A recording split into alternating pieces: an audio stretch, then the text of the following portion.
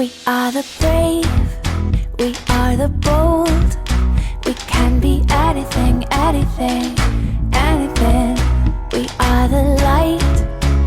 Hello everyone, स्वागत करता हूं मैं आपका मेरे यूट्यूब चैनल ज्ञान ग्राम में। लास्ट वीडियो में जो है हमने कुछ इम्पॉर्टेंट कॉन्स्टिट्यूशनल पोस्ट के बारे में देखा था।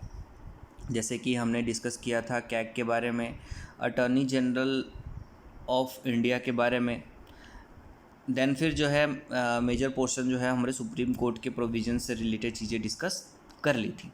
तो इस वीडियो में है हम जनरली जो है स्टेट असेंबलीज़ की बात करेंगे, जहाँ पे गवर्नर से लेके विधानसभा और विधान परिषद से इम्पॉर्टेंट फैक्ट्स जो हैं वो डिस्कस किए जाएंगे, जो कि आपके आने वाले कॉम्पिटिटिव एग्जामिनेशंस के लिए बहुत ही इम्पॉर्टेंट है।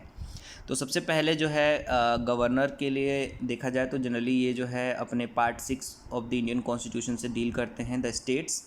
और ये 152 से 237 आर्टिकल्स तक जो है ये प्रेजेंट हैं।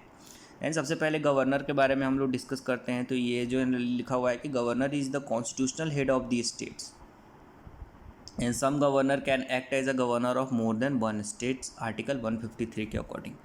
तो जो भी राज्यों का जो कॉन्स्टिट्यूशनल हेड होता है वो होते हैं हमारे गवर्नर।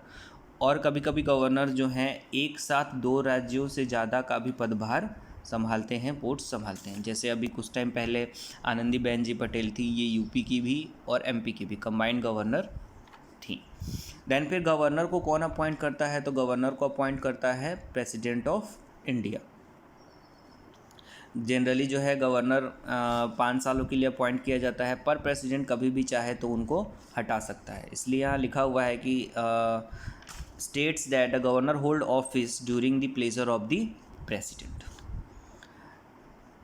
कुछ पावर्स जो प्रेसिडेंट को दिए गए थे वो पावर्स है ना इक्विवेलेंट ही होते हैं, लगभग गवर्नर्स के लिए भी इक्वली इम्प्लाइड होते हैं। जैसे जहाँ प्रेसिडेंट सज़ा माफ़ कर सकते हैं, वैसे ही जो है आर्टिकल 161 के अकॉर्डिंग जो है गवर्नर भी जो है पार्डनिंग पावर जो है, remission of the punishment of the, मतलब वही सज़ा कम करने वाले जो पावर हैं ये गवर्नर के पास भी प्रेजेंट हैं।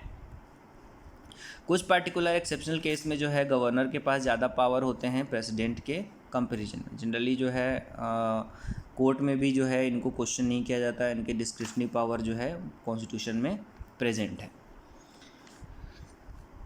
आर्टिकल 171 में स्टेट किया गया है कि वो स्टेट जहाँ पे विधान परिषद भी प्रेजेंट है, लेजिस्लेटिव काउंसिल भी प्रेजेंट है, वहाँ गवर्नर जो है कुछ लोगों को नॉमिनेट भी करते हैं, जो कि सेम लिटरेचर, साइंस और आर्ट, कोऑपरेटिव मोशन और कोई सोशल सर्विस बैकग्राउंड से जो है रिलेटेड हों।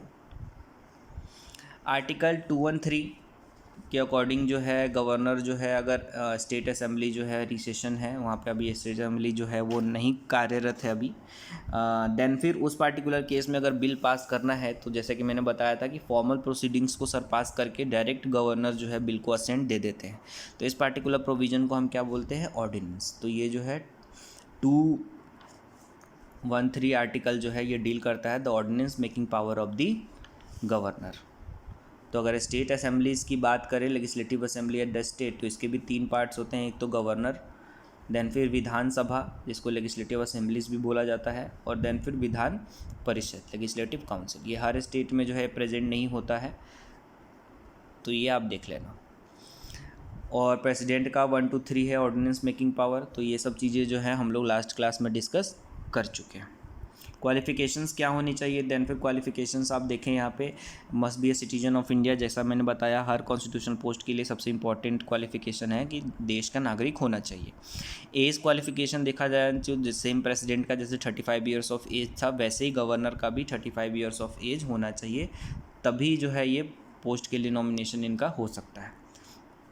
Should not be A member of इधर हाउस ऑफ द पार्लियामेंट और द स्टेट लेजिस्लेचर। तो जनरली जो है ये किसी भी हाउस के मेंबर नहीं होते हैं और किसी भी दूसरे ऑफिस में भी ये कार्यरत नहीं होने चाहिए। देन फिर जो दूसरा पार्ट है स्टेट लेजिस्लेचर, तो इनके बारे में हम बात करते हैं। स्टेट लेजिस्लेचर आर्टिकल 163 जो है काउंसिल ऑफ मिनिस्टर्स का अपॉइंटमेंट बोलता है, और ये क्या करेंगे? एड एंड एडवाइस करेंगे गवर्नर के लिए। सेम हमने प्रेसिडेंट वाले में भी देखा था। यहाँ जो है जैसे देश का जो वकील होता है उसको हम अटॉर्नी जनरल ऑफ इंडिया बोलते हैं। वैसे ही एडवोकेट जनरल ऑफ स्टेट्स होते हैं हर स्टेट्स के, जो कि स्टेट का रिप्रेजेंटेशन करते हैं किसी भी कानूनी मामले में। आर्टिकल 169 में जो है Vidhan Parishad state legislative councils के फॉर्मेशन और अबॉलिशंस के बारे में लिखा हुआ है। अभी तक सिर्फ और सिर्फ देखा जाए तो 7 ही ऐसे स्टेट्स हैं जहाँ पे लेजिस्लेटिव काउंसिल प्रेजेंट है, जैसा कि Andhra Pradesh, Bihar, JNK, Karnataka, Maharashtra, UP and Telangana. तो ये आप अच्छे से इसको याद कर सकते हैं। लेजिस्लेटिव असेंबली विधान जो है सभा की बात की जाए तो लेजिस्लेटिव असेंबली जो है ये अपना विधानसभा है। तो लिखा हुआ है कि जनरली डायरेक्टेड इलेक्टेड मेंबर्स जो हैं यहाँ पे प्रेजेंट होते हैं।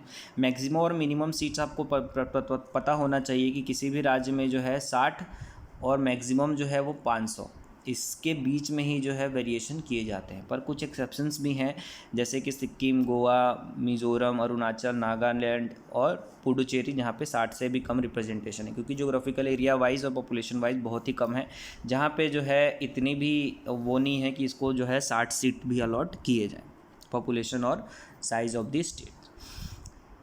तो जैसा कि मैंने बताया था, आप जिस राज्य से बिलोंग करते हैं आपको याद होना चाहिए। जैसे आप MP में हैं तो 230 सीट्स जो है वो लेजिस्लेटिव असेंबली विधानसभा की प्रेजेंट है। सिमिलरली जो है लोकसभा की कितनी सीट प्रेजेंट है, 29, और राज्यसभा की कितनी है, 11 सीट जो है वो प्रेजेंट है। तो टोटल कितने हो जाते हैं, 40 सीट्स ऑफ दी पार्लियामेंट। तो ये चीज़ें भी आपको पता होना चाहिए कि विधानसभा में जो है मिनिमम 60 और मैक्सिमम जो है ये 500 सीट्स तक जा सकते हैं, हाईएस्ट हमारे कॉन्स्टिट्यूशन के हिसाब से। देन फिर लेजिस्लेटिव काउंसिल, विधान परिषद के बारे में बात किया जाए तो विधान परिषद जनरली जो है हर स्टेट में नहीं होते, जैसे कि 7 स्टेट्स में ही हैं। MP में नहीं है, MP जो है यूनिकैमरल बोला जाता है। जनरली जो है टर्म यूज़ किए जाते हैं by cameral house. By cameral house मतलब जहाँ पे विधानसभा और Vidhan Parishad, legislative assembly and legislative council दोनों प्रेजेंट है, उनको बाई कैमरल बोलते हैं। बाई मतलब to houses of the state assemblies. और जहाँ पे जो है सिंगल हाउस होते हैं, यहाँ सिर्फ विधानसभा प्रेजेंट होते हैं, उनको यूनिकैमरल बोलते हैं। तो हमारे MP में क्या है, unicameral. Composition of the legislative council कैसे बोलते हैं, तो जनरली जो है यहाँ इनडायरेक्टली इलेक्शन होता है, सेम जैसे राज्यसभा में होता था वैसे ही यहाँ पे भी लोगों को जो है इनडायरेक्टली वे में इलेक्ट किया जाता है। मैक्सिमम स्ट्रेंथ जनरली जो है 1/3 of the total strength of the assembly. अगर 230 सीट हैं MP में तो इसका 1/3 जो है इसकी मैक्सिमम असेंबली का सीट हो सकता है, और मिनिमम जो है वो 40 पे फिक्स किया गया है। तो ये चीज़ें जो है आपको याद होनी चाहिए और काफ़ी इम्पोर्टेंट है। तो उम्मीद करता हूँ कि ये स्टेट गवर्नमेंट से रिलेटेड चीज़ें जो हैं आपको क्लियर हो गई हों, जो कि पार्ट 6 से डील करता है, जहाँ पे हमने लेजिस्लेटिव असेंबली, गवर्नर के पावर और लेजिस्लेटिव काउंसिल्स के बारे में डिस्कस किया है। तब तक आप अच्छे से जो है चैप्टर को रिवाइज करते रहें, ज़्यादा से ज़्यादा बार वीडियो को देखें ताकि अच्छे से चीज़ें जो है आपको मेमोराइज हो जाए। और यहाँ पे जो है सेम जैसे लोकसभा के क्वालिफ़िकेशंस थे 25 ईयर्स ऑफ एज, तो ये भी यहाँ विधानसभा के लिए जो है एप्लीकेबल हो जाती हैं। तो ये भी आप लोग अच्छे से